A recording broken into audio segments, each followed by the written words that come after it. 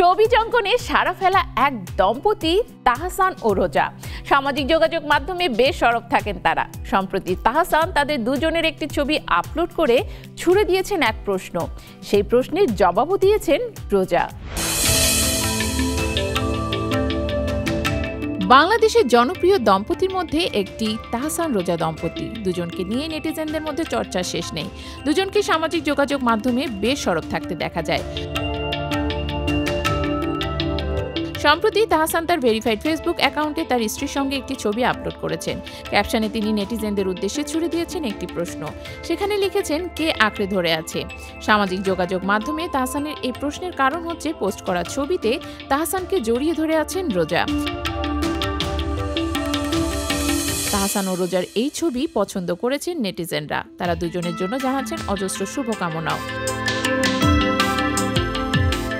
তবে তাহসানের এই প্রশ্নের জবাবে নেটিজেনদের কেউ দেননি।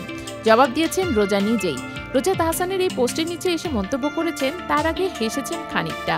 হাসি সে কথা লিখে উত্তর দিলেন, বললেন, আমরা দুজন দুজনকে আঁকড়ে ধরে আছি এবং এটা একটা সুন্দর মিশ্রণ। এদিকে কদিন আগেই রোজাকে দেখা গেছে মেক্সিকোতে।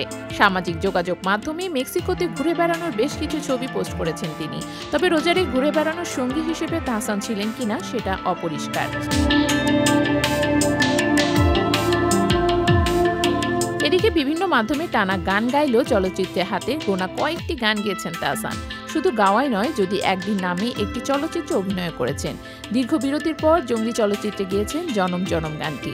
এছাড়াও পরপর বেশ কয়েকটি সিনেমাতেও গান করেছেন তিনি।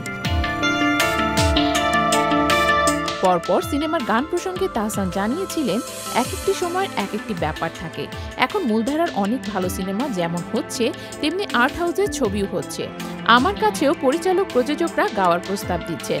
সবার ভাবনা এবং কথা সুর পছন্দ হচ্ছে। আমিও আনন্দ নিয়ে কাজ করছি।